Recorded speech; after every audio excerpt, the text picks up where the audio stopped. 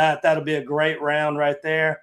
So that's our news for the week. Let's go ahead and dive into our favorite part of the week, tonight's interview, where tonight's special guest, we're talking to Jerry Lee Lewis, widow, and Jerry Lee is from the Central Louisiana region. So let's give an extra shout out to our Central Louisiana region partners for supporting what we do. Those awesome partners are LSUA, the Medicine Cabinet, Outlaws Barbecue, Diamonds and Daisies, and Grits Entities. Only a few partners spots left in the Louisiana region, but hit us up if you're interested at louisianacountrymusic@gmail.com. Of course, all of our Louisiana Live interviews are brought to you by our friends at Explore Louisiana. Lieutenant Governor Nunn Gessler and his team do an amazing job promoting our great state, and we're so proud to partner with them to provide more awareness and opportunities for Louisiana country music artists. All right, tonight's guest is the widow of one of the most legendary figures in the history of American music, Jerry Lee Lewis, the Killer from Ferriday, Louisiana. She was by his side for the last 14 years of his life, including some of the most meaningful chapters of his career. She was with him when he passed on October 28th, 2022. Since then, she has made it her mission to ensure that his music, his story, and his legacy live on. Tonight, we're honored to have her with us. Please welcome my friend, Miss Judith Lewis. Well, thanks, y'all, for being patient. Thanks, Mona and Karen. Thanks for chiming in and chatting with me. How are you, Miss Judith? I'm wonderful when I get to talk about Jerry Lee Lewis. I've been happy all day. We appreciate it. This is a special show for me tonight because I've been blessed to become friends with you over the past few years. I know. And, even having been a part of the monument unveiling at the grave site. So we just appreciate you coming on here tonight. I know. I love Louisiana now. You know that. Louisiana Country. Right. Well, yep. One of your missions in life now is carrying on Jerry Lee's legacy and sharing it with as many people as you can. Yes. Before we dive into Jerry Lee tonight, though, let's give our listeners a little bit to learn a little bit about you and tell us like where you're originally from and kind of what was life like before Jerry Lee. I'm from the Mississippi Delta, and I always tell people we grew up the same way.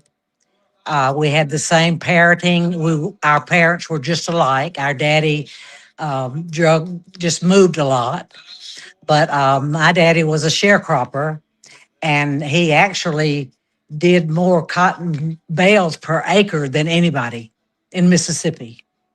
So he was very good at that. And my older brothers took care of me. I was cheerleader and all kind of things in high school. I ran track, and we won our division in track, and I played basketball. And so when I turned 18, I went on to play professional with the All-American Redheads.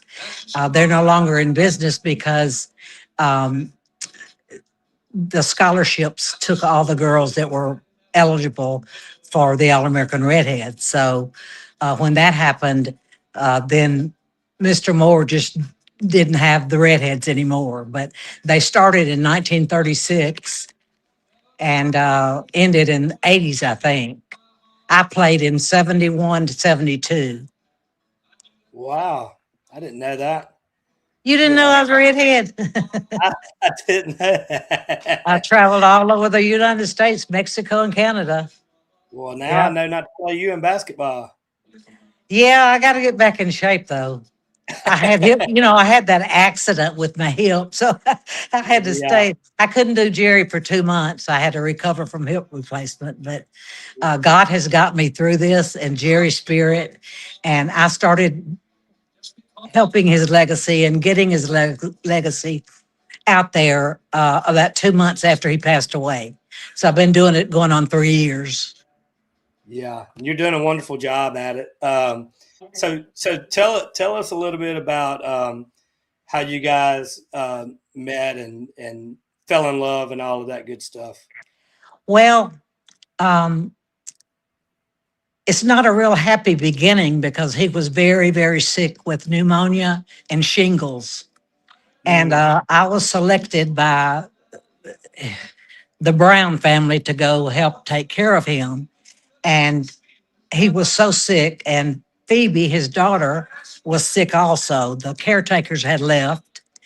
And so I took care of both of them for um, about about 3 weeks. She got well, but his was ongoing with his double pneumonia and shingles. So I'll get through that. And then we started talking um, way into the night. And I didn't live with him. I lived in the apartment. We called it the mini house next door. And I would take care of his breakfast and take care of his um, problems because he was on some heavy drug medication. Mhm. And I took him to the doctor and he got off of most of that and got on some more, but they just still continued to give him that. And then he decided on his own to get off of everything, and it was wonderful. But we didn't even get serious or fall in love for about a year. And I was taking care of his shingles, and I would be real close to kissing him, but I never did. I never made a move, and he never made a move. So the talks of our family and the way that we grew up and the way he wanted to please his fans. He said he never got to do that. And so he went on the Facebook and Instagram and talked to his fans about once a month or every 3 or 4 months, depending. And he would say, I think it's time to talk to my fans. And- So anyway, we fought it and fought it and fought it, and um, we knew what was happening, and that's what happened. Neither one of us were going to get married, and I have to drink a lot of water when I talk because I yeah. only have my dog and Jerry Spirit at the graveside to talk to and his fans. So So, I'm, I'm well, laughing. well, people know Jerry Lee Lewis, the performer, and it's wild and fiery, and he's just a larger than life character. But you knew Jerry Lewis, the man, the husband, the person at home. How would A you describe? wonderful, wonderful, wonderful, wonderful man. How would you I don't. describe him? How he was away from the stage? Real mellow, real loving to me. Of course, we were married, and he was getting older. And I said, "Are you sure you don't want to retire?" Because I'm not. I wasn't in the music business, and I think he liked that. And I didn't want him to. I wanted him to get well. So he said, "Well, since I've fallen in love with you and I married you, I want to show you what I can do." So he went on in his 70s and me in my 60s and had sellouts all over the United States. And it Wow. was just a wonderful, wonderful time for me. I'm still in grief.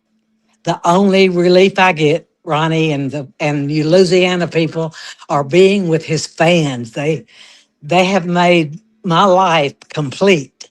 And I go to the cemetery when I can, and I take care of the little dog, and I travel all over to promote his legacy and what kind of man he was, and that I had him like he was when he was 15 when he married Dorothy, his first wife. He had a great first wife and a great last one. And we don't worry.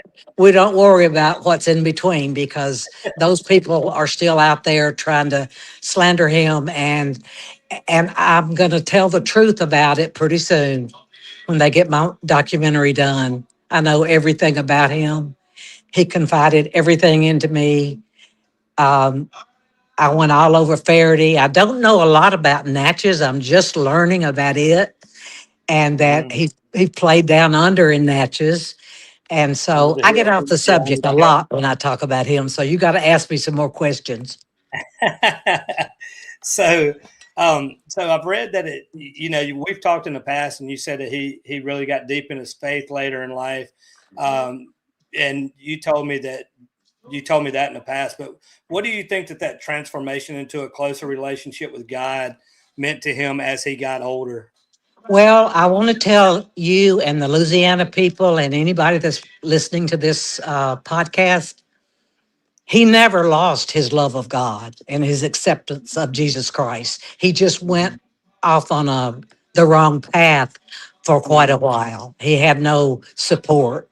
He was in and out of marriages, and he was stolen from all of his life. And still to this day, everybody thinks I got a lot of money when he passed away. I didn't, because they came out of the woodwork trying to get what little bit I had left. And I had to end up having an attorney for 2 or 3 years. And I'm okay because I'm Mrs. Jerry Lee Lewis. I'm Mrs. Killer, and I'm strong in my faith. But getting back to his faith, I don't know how to describe it, but he never said an ugly word or a cuss word to me after ever. And he complimented me, and I complimented him, and we never had a cross moment. You know, if I wasn't, if I didn't think I looked real good, I would say, uh, I'm not sure of that. And he said, well, you've got time to go change your outfit. But he never would ever cut me down or be ugly all those 14 years. It lasted Yeah, until he took his last breath. And yeah, I've just got a lot to say, and I ramble on and on because there's so much that he gave to me through God. And that's how I've made it through my grief, because when you have what we had and you've never met another couple that got along like we did or had what we had, I mean, and I hate to brag, but you know, it's the truth. I don't lie. And I'll believe everything he tells me. And he told me everything. And it was just, it's just hard to get over that. So I've done it with his fans and with you letting me talk about him. And it gets easier and easier to talk about him and laugh about him. And you can go on YouTube. I don't do YouTube, but somebody put all my stuff on there about how we fell in love. We did a interview with a 92-year-old disc jockey. That's how sensitive Jerry is. He was in North Carolina, and he kept calling. And I said, baby, do you want to talk to him? He said, yeah. And he talked to Carl, and he got to know him. And so Carl asked everything about how we fell in love. And I told him everything. So you got to go on there to Judith Lewis and see that. okay. I'll have to check that out too. Yeah. Um, but so Jerry grew up the Ferriday, Louisiana. Everybody, no matter where you go, everybody knows Ferriday, Louisiana. Yes. Him and the three cousins made it famous. Yeah. Jerry Lee Lewis, Mickey Gilley, and Jimmy Swaggart. There's a lot of stories out there. I want to go through some of the things and ask you what he shared with you. Okay. Let's start with Jerry Lee and the cousins as kids in Ferriday. What can you tell us about his childhood days and his relationship with the cousins when they were kids? That his relationship was awesome. You know, his daddy got the piano and carried it up the stairs himself. And Mickey and Jimmy, before that, they went to Aunt Stella's house and Uncle Lee's house. That they had a piano, but Jerry's daddy Elmo got him a piano, and Mickey and Jimmy just had a blast learning from Jerry. And Jerry was real close to both of those cousins, especially close to Jimmy. And he was a sense of humor was unbelievable. On Jerry's 85th birthday, Mickey and Jimmy and Jerry were together again after 40 years of never being together. And it was just a miracle. It was wonderful. And Jerry loved it. And you can see it any place really on his website and all of that. But it was just wonderful to do that and have the cousins come back to there. But they did some wild things together. One of the funniest things they did was stand up on the Mississippi River Bridge into Louisiana. They didn't. They dared Jerry to get up on the top. of course, Jerry went up there. And the more they begged him to come down, the longer he stayed.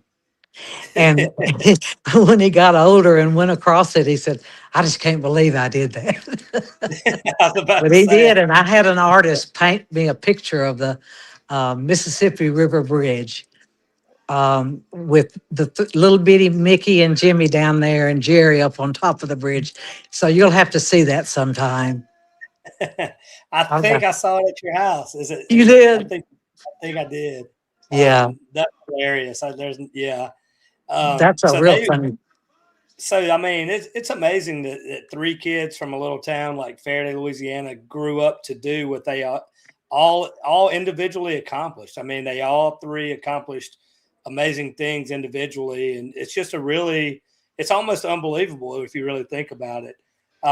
It But really is. And I hate to brag on my husband so much, but the whole 14 years that we were together, when we didn't have arthritis problems, about, I would say, every 2 months or so, we came to Ferriday the whole Mhm, time. And I went all down the Black River and all places where he lived. And that's when he really told me his life story. And that's when I learned everything about him. And I'm the only one, I think. Um, I know the two ex-wives never promote him. They, the young one that he married, um, has done some horrible things to him, but I just let it go. God lifted it off of me about a year and a half ago, and I don't worry about it because I know what he was and what he did. So that's yeah, that. I try not to be angry because God wouldn't want me to be angry, but I'm a little bit angry, but I can't help it. Little Jerry yeah. Lee the fifth is angry. I have to tell him. I just don't Well, like it when they talk ugly about him and make money off of him by saying ugly things and going to these sleazebag places. And Ronnie, I hate to even say this, but it's the truth. yeah. Hey, look, I know. I don't blame you. I would be fired up myself, and I think I I am. think you handle everything right. And I have Uh, his wonderful fans. I hope a lot of them are listening and know that I love each one of them and that he prayed for them every single night. And he owes everything to him. He said that many times. And he yeah. went on Facebook all the time, like every couple of months, and talked to his fans, and they loved it. And it was just like a fairy tale, really, for me. Uh, Mhm. Despite our health issues, we made it through it.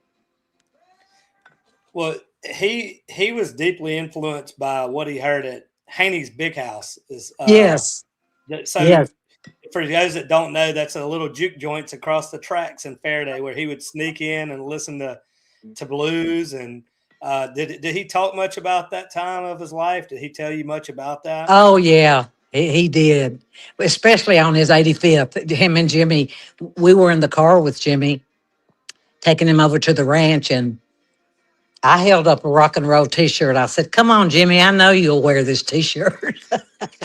We could joke like that, you know. And sure enough, after the funeral, Jacob Tolliver saw Jimmy over at the church, and Jimmy sat down, and and Jacob has it on tape and played a little bit of rock and roll. It was Wow, awesome. wow, that's But amazing. that's the kind of stories he had. He doesn't have as many about Mickey because Mickey moved away and kind of claimed Texas and Branson as his where he's from. Hmm. And as far as where Jerry's buried, he always wanted to be in the Calhoun Cemetery. And Sherry McMahon runs it now still. That's where you went, and we Hmm. unveiled the monument. Yeah. So I just want, I mean, the three of them growing up and having the talent. Mickey was very talented in his rock and roll, and he gives Jerry all the credit. And he was in pretty bad health, but he kept going even after. Hmm. Did Jimmy didn't sneak over to the across the tracks to listen to that blues, did he? Yes, he did. Yeah, Jerry had to have a partner, you know. They did all kind of stuff.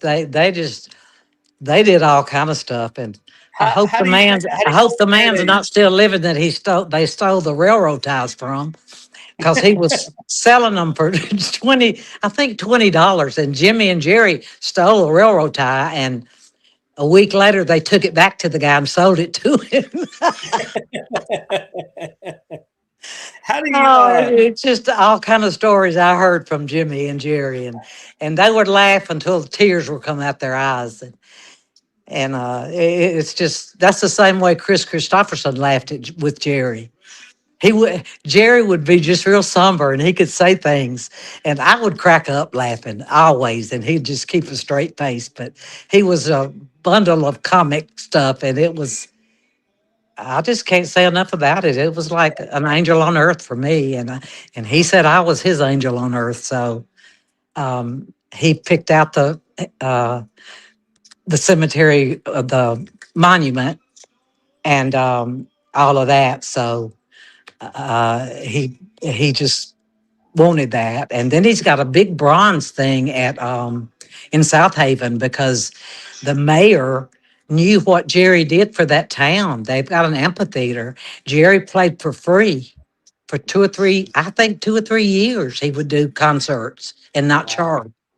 And so Jerry was still living, and the mayor came over to the house, and Jerry picked out the picture he wanted the monument made out of. It's solid brass, and it's guaranteed for 100 years. And it's displayed at the square in South Haven. And Memphis never did anything for him, but they loved him. It was always a sellout. But Elvis was the dominant star there. But Jerry was where it's at. He and Elvis were real good friends. I want to clarify that. But Hmm. he was real good friends with Fats Domino and Little Richard, and it was just amazing. They're in the Smithsonian. I was there in New Orleans when they filmed it, so it was all of them. Chuck Berry, Fats Domino, Little Richard, and Jerry were all sitting in a row, and they recorded it. It's in the historical place in Washington. Wow. So I got to be with all of that and learn the history of how close he was to those guys. He was real close to Fats and all three of them, just extremely close. There was no jealousy. He thought that uh, Chuck Berry was the smartest man he had ever met. He could write a song in like 2 or 3 minutes, and Jerry would be sitting by him on the plane or on in the car. Jerry didn't help him with the songs, but he always plays a lot of his songs, and Fats would cook for him because Fats made it big before Jerry did, and he always had Jerry on his show and helped him any way he could. It was just the kind of man Jerry was. He was a wonderful person, and I just cannot stand anybody to talk about him ugly now and not talk about his music. But I'm okay with it. I know that people are going to do what they're going to do, and it's very few. You can't worry about people. You just got to do what you do and keep doing what you're doing, and I know that's amazing. he loved Louisiana people. He loved Louisiana and Ferriday, and he loved I was Natchez. I was going to say, so how do you think Faraday shaped him? I mean, like, because it seemed like he always mentioned Faraday and always had that relationship. So, how do you think that area shaped him as into who he was? Well, Haney's big house and the fact that he could sneak in as a little kid, and the music, the big stars that would later become stars were there, and he would wait and sneak in and listen and love every minute of it. And so those memories are his best memories of Faraday, of doing that, and the things he did. He was kind of a wild little child. He ran away to New Orleans when he was 12, and it was cold, and he slept in a field where the stuff was frozen. And when he got to New Orleans, he met a bunch of nuns that fed him and everything. And his mom and daddy found him. I don't know how they got in touch with him because he Oh didn't my have a goodness. phone then. So I've got my buddy Craig DeRoche right here in the comments. You'll like this. It says, I was at the Hank Jr. show at Cajun Dome last week. Hank said how Jerry Lee used to go to his mom and dad's house when he was little. Hank said he taught me how to boogie woogie. he Nobody did it did. like Jerry Lewis. He did. And I got to meet him when Jerry got the award, when Jerry was only just a few days from passing away. I got to meet him, but I get emotional sometimes thinking back to what he meant to Jerry. And I've talked to him. I don't know him except at that place, and I couldn't get to the when he played near. Where did he play? He played last week at the Cajun Dome in Lafayette, so that's where Craig's from. Oh, that's not far either from New I Orleans. know. From What's wrong with it? We should have went. I know. We'll have to get into. We'll have to catch him soon. I didn't But even think about that. he was so wonderful to me and told me how happy he was that Jerry was finally happy, that he had never seen him that happy. And he's known him a long, long time since he was little when Jerry came over to the house and taught him piano and all that. And he came to the award ceremony when Jerry got inducted. Um, not the one Jerry went to. He went to the first one, but he was getting ready to go to heaven.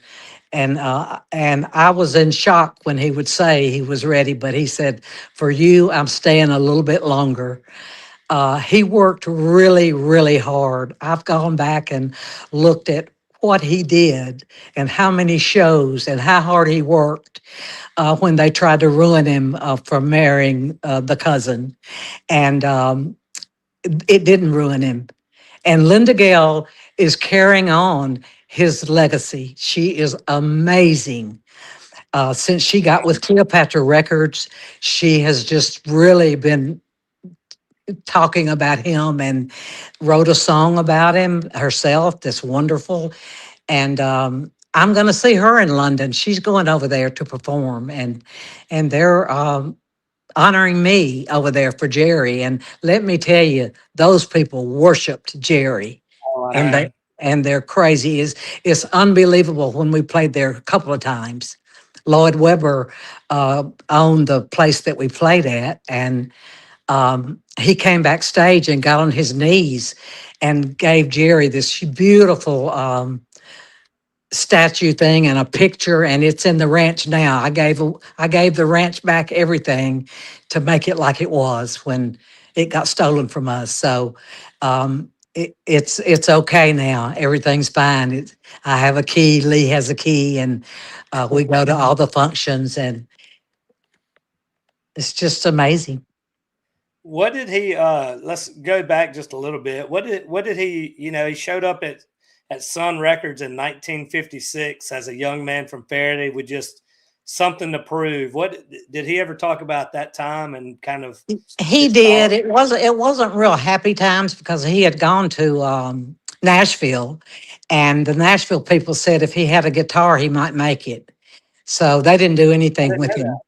I didn't know Yes, he was in Nashville first. Wow. yes, and he's had a little hard spot for them ever since. I'm sorry, and then waiting years, before they put Yeah. him in the rocket. But Jerry was on his deathbed basically, and Chris and his wife rented a car and drove to our home and gave him the medallion of the country music.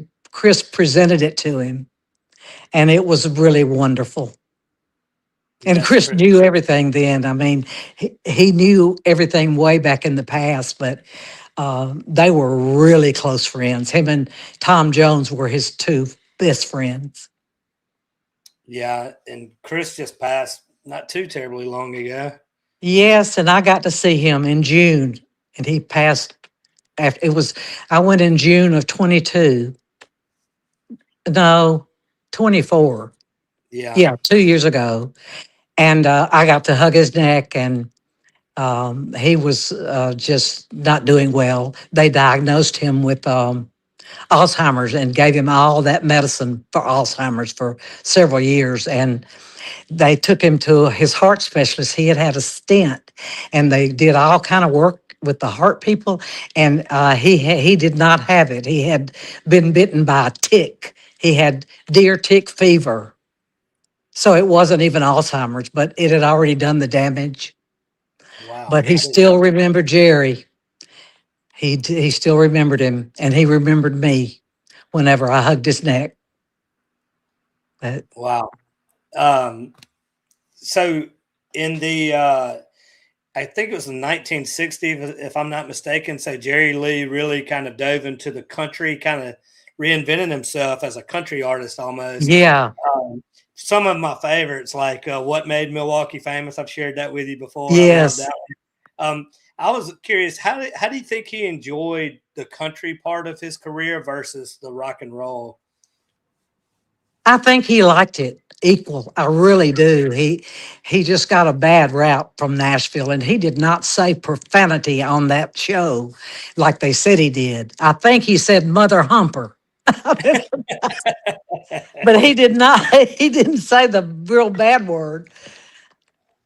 You know, Yeah. I You think that I'm, he enjoyed? You think he enjoyed performing the country music? yes, he did. Oh, Yeah. and that song, Hello, what is it? Where he goes, Think About It, Darling. He, he put that in himself. They asked him something, and lady was with this man, and he said, Think about it, darling. And they put it in that song. We've talked about this before, but I would always laugh, and I love how he would always refer to himself in the third party I whenever loved it. he would I just know sing it. about himself, oh Jerry Lee, like it cracks me up. It's just such a He sung, character. I love it so much. he sung a song to me in Norway. Um, and I listen to it every night after I say my prayers and talk to God. And when I have a really bad day, I cry to God. Jerry taught me how to talk to God. And when I left to go have surgery or get my arthritis checked, I would hear him praying for me as I walked out. And he prayed before every meal. And even though he was wild back in the days, he never lost his faith. He never lost it, even Yeah, through the drinking and the drugs and all of that.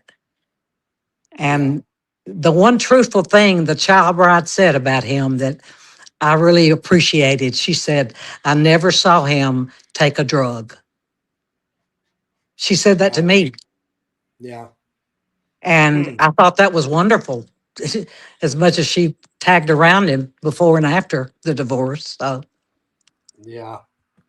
yeah. Uh, what about shows? I was always curious. Um, what was he like before shows? Was he kind of the guy that liked to be left alone and had some like rituals that he did, or was he kind of like the What same are you, guy that he you was? talking about before the show? What like before shows, before he went on stage to perform? Because he played these amazing venues and stuff. Did he like to be left alone for a while to dial He in, or was liked he me just right beside him and kissing on me and loving on me and Kenny Lovelace. And then all of a sudden he'd get ready to go on. Kenny hadn't even announced him yet. But he had a ball in the dressing room. And occasionally, well, we were at BB King's one night, and Michael Douglas and his wife had run 2 blocks, and Jerry was getting ready to go on.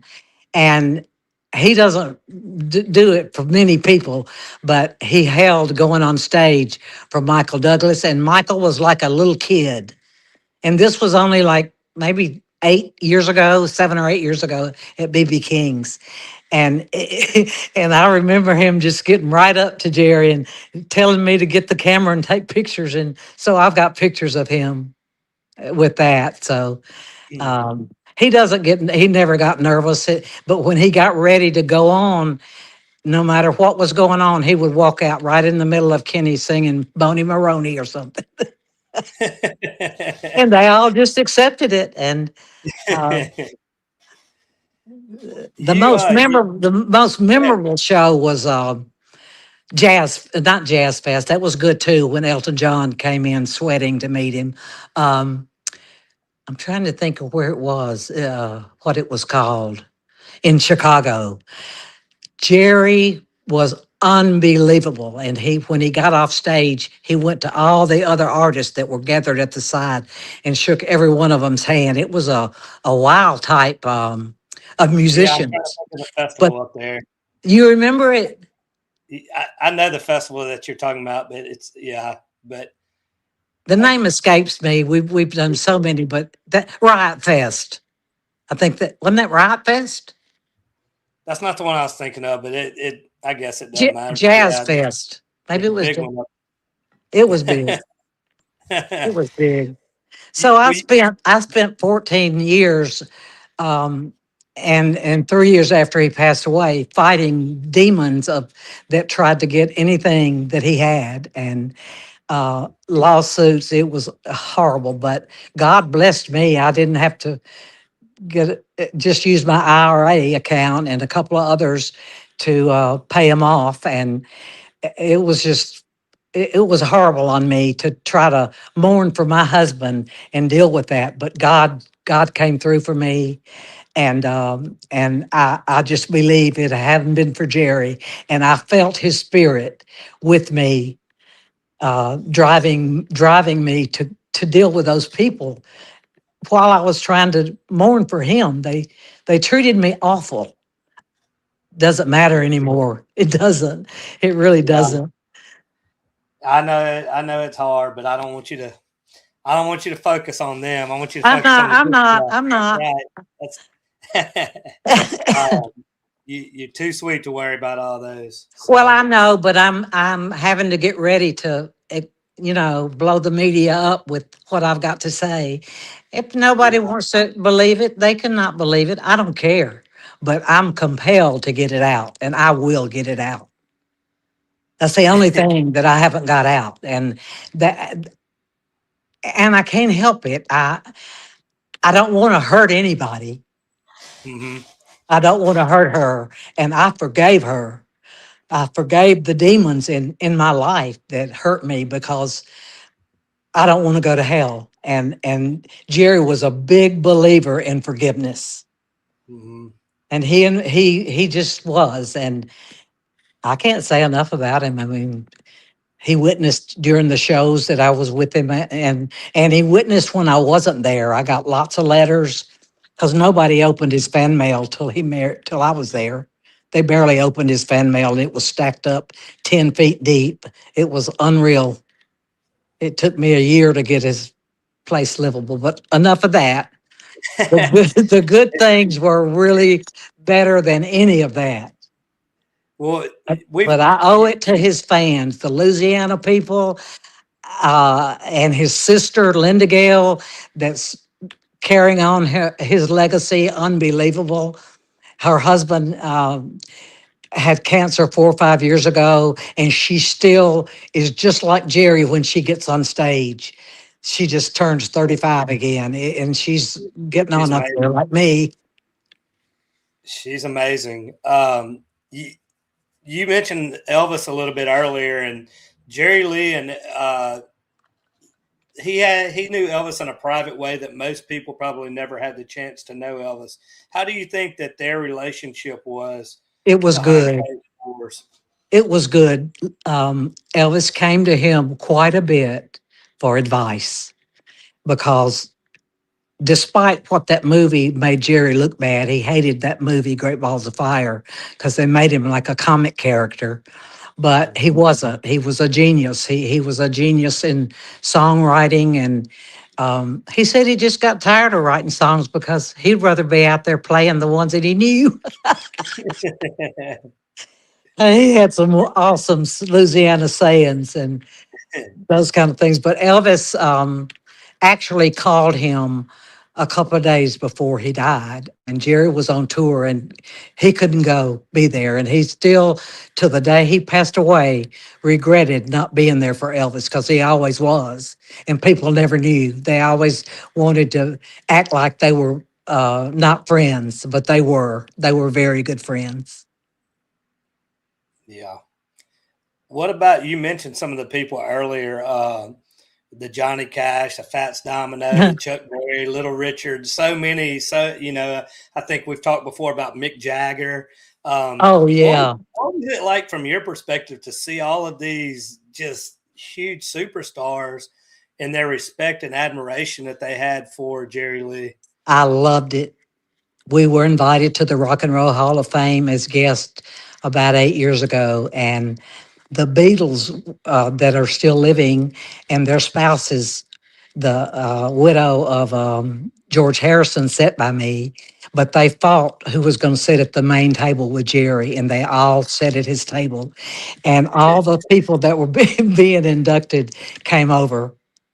And funny things happened. Jerry dropped his the old tip cane and it landed over underneath the table. And I said, Paul, will you get Jerry's cane? And he was sitting by Yoko.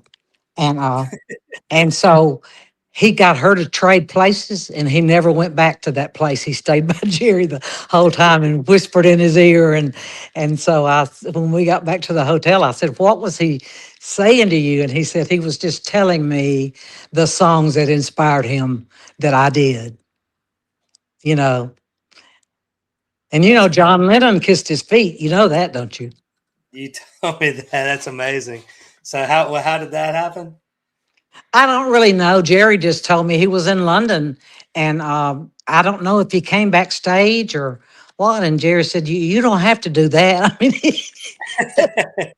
and he did. He was so humble. And Ringo was there both times we were there, so we got to know him pretty well. The ones that were left. Wow, that's amazing. And Um, Yoko's older than I am. I don't. I guess she's still living. I know she wasn't in real good shape when I saw her at the award thing it was the Rock and Roll Hall of Fame inductees, and Jerry was one of the first ones that was yeah. inducted. That was a pleasure to him. So that's why his stuff is there. His old piano that him and Mickey and Jimmy wore the ivory off. He was offered over $1 million for it. Even with me, he was offered that, and he turned it down. And so he had me send it to the Rock and Roll. They came down and took it. It's up there on loan at the Rock and Roll Wow. Hall of Fame in Cleveland, Ohio.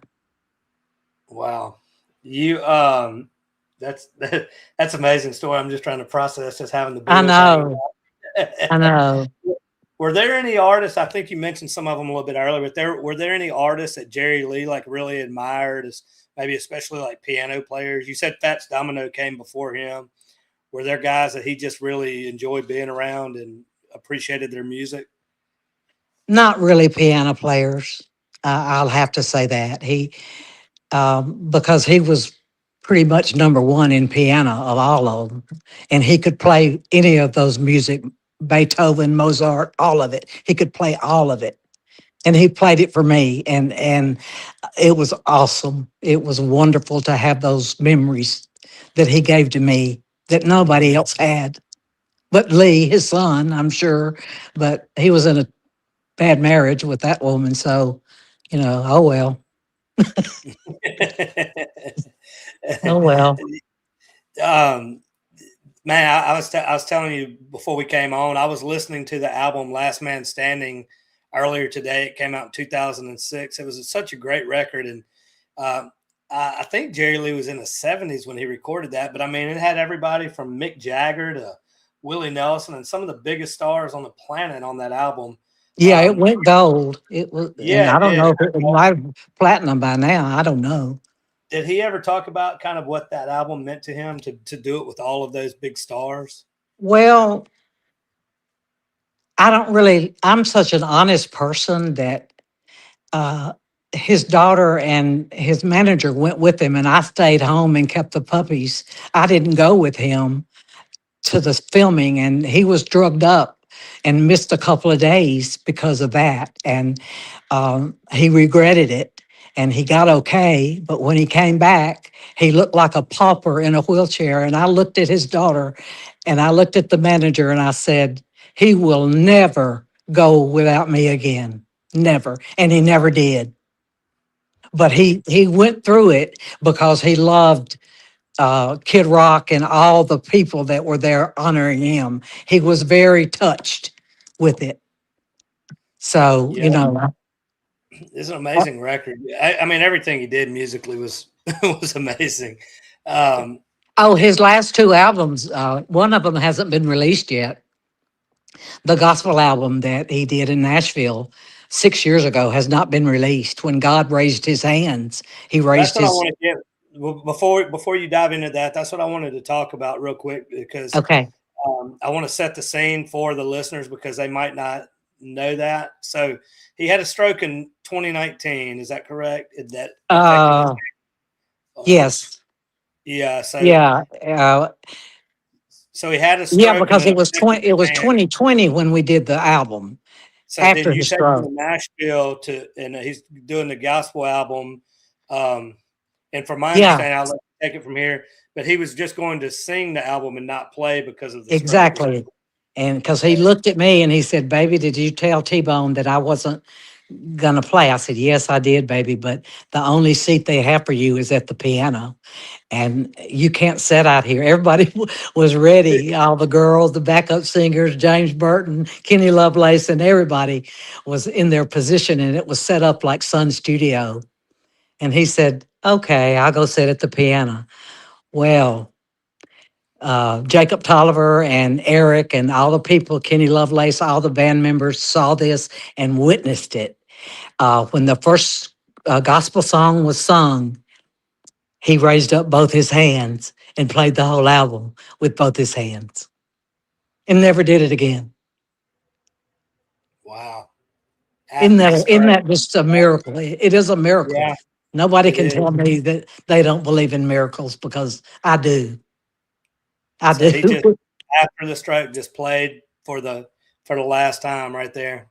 Yes. Mm. Well, that wasn't his last time. 4 months before he passed away, Jimmy called him. Did you know that? Have you Didn't know that. heard? No, I did not. I did not know that story.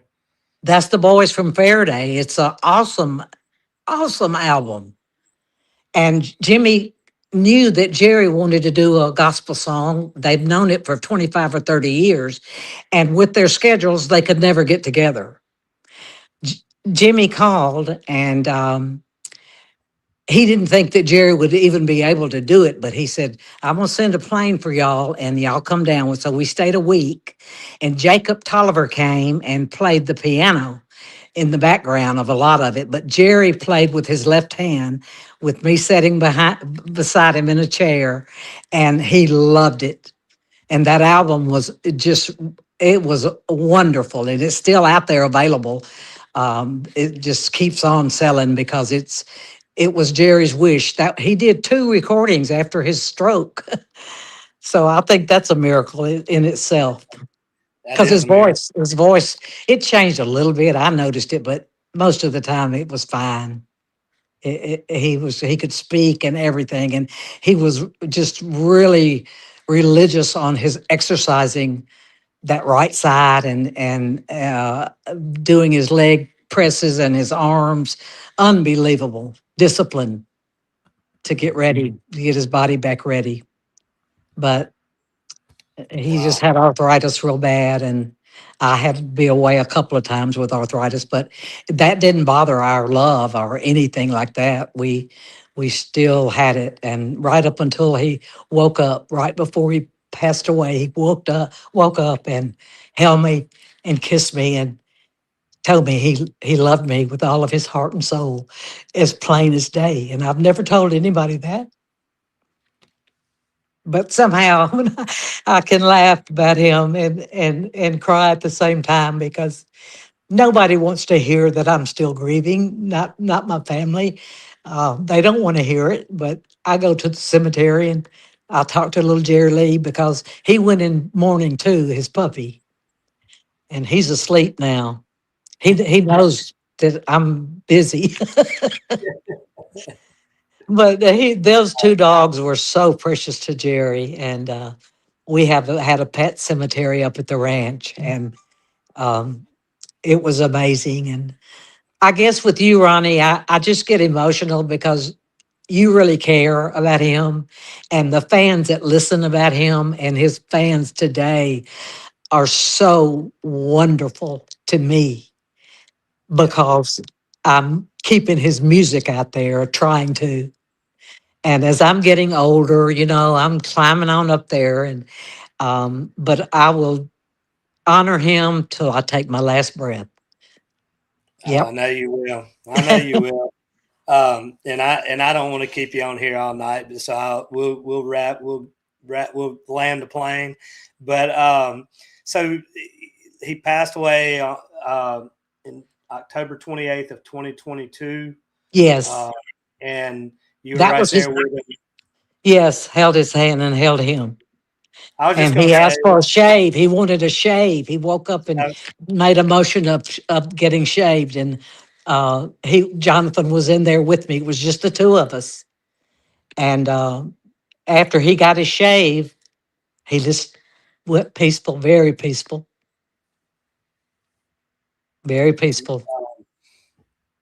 yeah, And he was ready. I know he was ready. He told me. peace.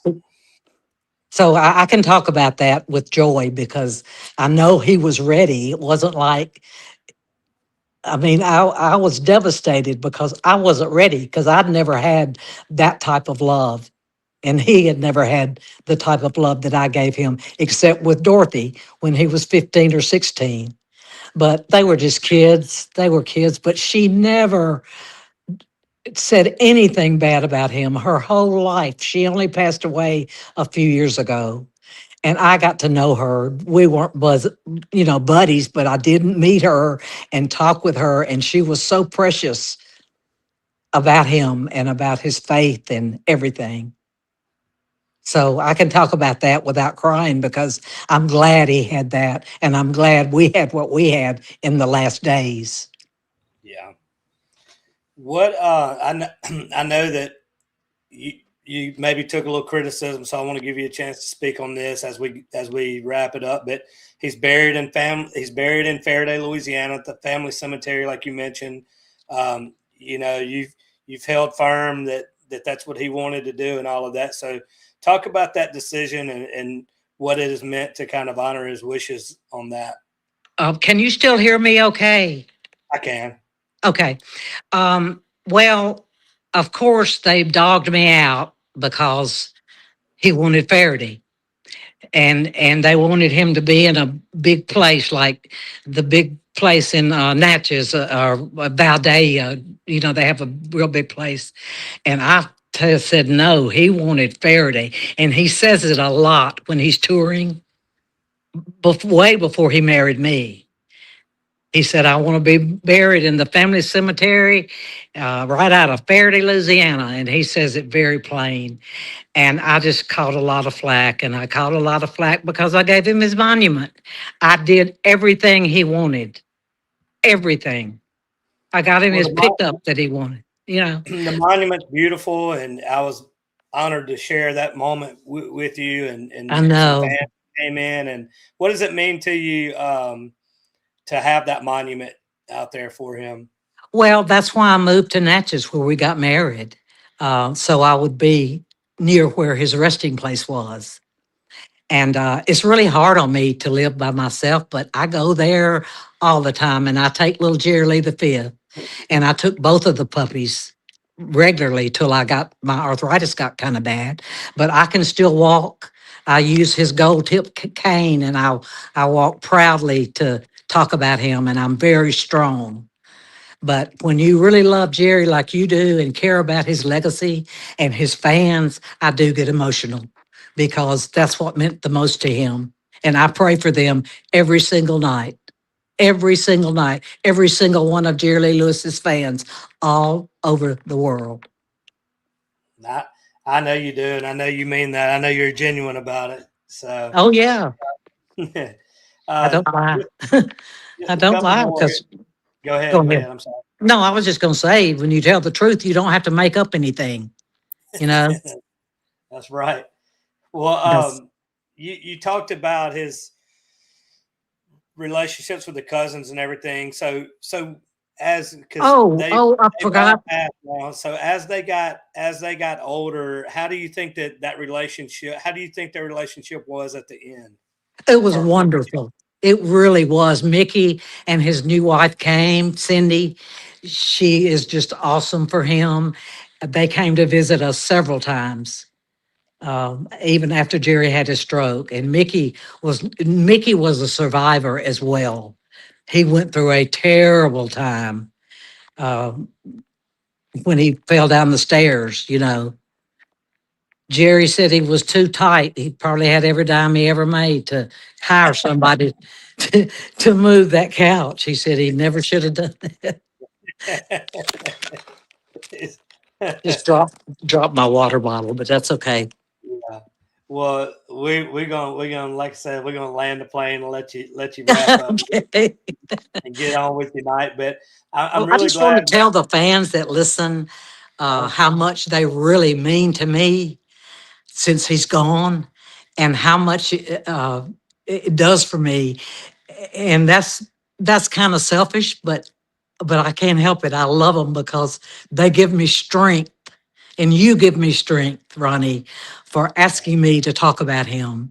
And the people that invite me, I don't charge to speak all over the world, and it just brings joy to me, and it helps my grief because you just don't get over it. But I want to thank you for that. I want to thank your company for allowing me the pleasure of talking about my husband and just letting me relate to you what kind of man he was, and the fact that he went off the tracks a little bit, but he never lost his faith in God. Yeah. Even back at Sun Records and back in those days when he would argue with Sam Phillips, and Sam wouldn't give him his money because he told him, he said, Sam, where's all my money? And he said, well, I can't give it to you. You just spend it. So there you go. They still owe us, but they're doing good now. They're doing very good. Yep, they're going to sponsor me. Sun Records got bought out, Cleopatra Records, and the new company went together to promote Jerry and me. So I'm glad. I'm glad for you. I'm looking at the comments real quick before we get out. Okay, let me hear them. I can't see them. Karen said, so enjoyed this interview. Thank you, Miss Judith.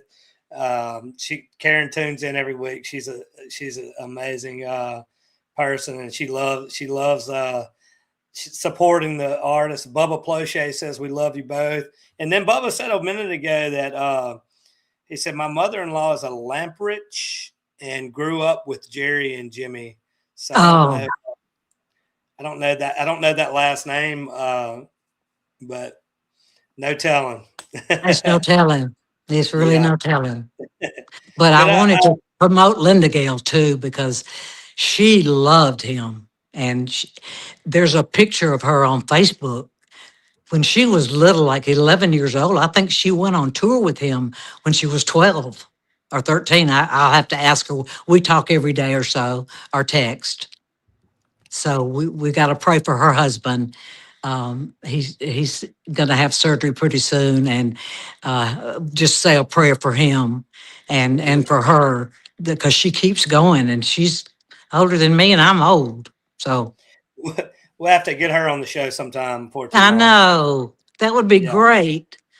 She Yeah. would love to talk about him because she tells the stories better than me because she was there when he made his first money, and what he did for them is just breathtaking. It's amazing to hear how he helped his mother and his sisters, and he just has the one sister now, and he lost his brother, little Elmo, when he was 8, and Jerry was about 3 or 4, but he remembers.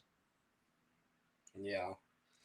Well, we appreciate you coming in tonight. We're glad that you're finding ways to get out and keep going and to spread the word and to keep the legacy rocking and rolling. I'm And trying my best.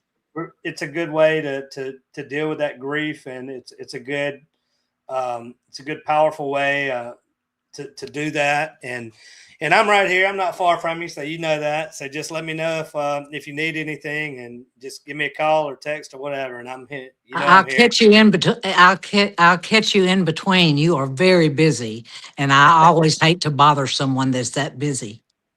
I'm never too busy for you. I promise. Don't ever think that. Okay, thank You you. need me to call. And it was nice meeting your partner, Alex. Yeah, we'll bring him to Natchez soon, and we'll pick you up and we'll go eat lunch. That'll be nice. I'd like that. Is he with you a lot, or do y'all do podcast distance from where he lives? Both, Or both. He's in Nashville, but we do both. oh yeah, He's here a lot, and I'm there a lot. okay. Well, Todd Herondine just bought a place in Nashville, and I'll be going there to help him promote himself. And Jerry, he's the Okay. one that bought the ranch. He came to the unveiling. Mm-hmm. Yeah. Huge Jerry Lewis fan, and he'll Yeah. be in Nashville. I'm already booked. I don't know when it is that I'm going up there, but I'll be there. How often do Okay. you go there? Too often right now. It's you. Right now, I've been going a couple of times a month. So if you let me know when you're there, I'll make sure to be there. Okay, I will. We might carpool. Yeah, we can do that. That's right. They Well, don't you have have a any good one. direct flights, so You enjoy the rest of your night, I and will get you some take rest my and little calm baby to down. bed. That's Oh, I it. wanted you to see this picture of Jerry. Can you see it? The pillow. Bring it to your right just a tad. There we go. Closer. There we go. Uh-huh. A huge fan, Tim Ust. He's an awesome fan. Made this for me when Jerry passed away. And I have it with me, and he made me another cover because I had about worn the other one off because I sleep with it. And for the first year, I took it everywhere I went, but I didn't want to do that, flying and everything, but I do it at home. I sleep with it. And little Jerry Lee licks it, so I have to be careful. But isn't it a great picture of him? It is a great picture. That is. I love it. Thank you, all of Louisiana fans and any other fans that are listening to this pod. Forgive me for getting emotional, but I can't help it. I loved him. Still do, always will. Bye bye. Uh, well, we appreciate you, and great talking to you, and we'll talk to you soon. I'll be reaching out to you soon. Okay, darling. Bye bye. See you later. Thank you Bye. again. Okay.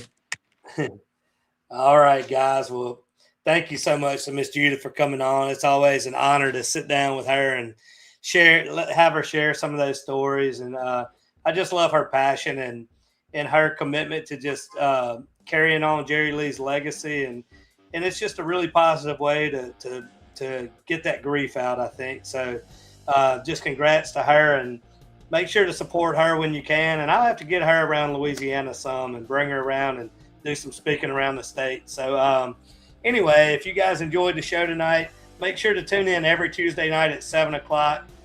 Thank you, Karen. I see that was fun, emotional, and loving. You're right. Thank you so much, as always.